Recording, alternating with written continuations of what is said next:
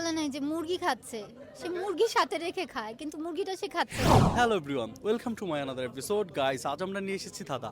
উইনারের জন্য রয়েছে আকর্ষণীয় gift. So let's find hour participant. Hello আপু, হ্যালো, কি নাম আপনার? তন্নি।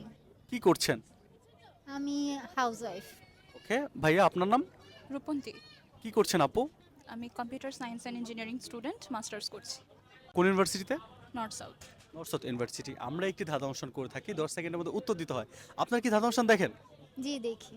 আপু দেখা হয়? দেখা হয়। তো আমরা প্রশ্নতে চলে যাচ্ছি। দীনেশ বাবু প্রতিদিন মুরগির সাথে রুটি খায়, তাও তিনি নিরামিষ ভুজি কিভাবে? Your time start now. 9 8 7 6। আমি কি প্রশ্নটা আবার করব? দীনেশ বাবু প্রতিদিন মুরগির সাথে রুটি খায়, তাও তিনি নিরামিষ ভুজি কিভাবে? নিরামিষ 6 ভুজি কিভাবে? 5। মুরগির সাথে খায়, মুরগি তো আর খায় না।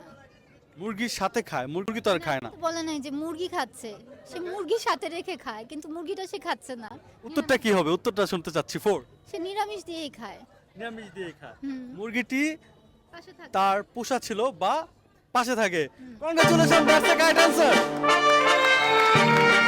কেমন লাগছে ভালো, অবশ্যই গিফট পেলে তো ভালোই লাগে। আপু? কেমন লাগছে? Excellent. Thanks a lot. Stay town for next update to watch full episode.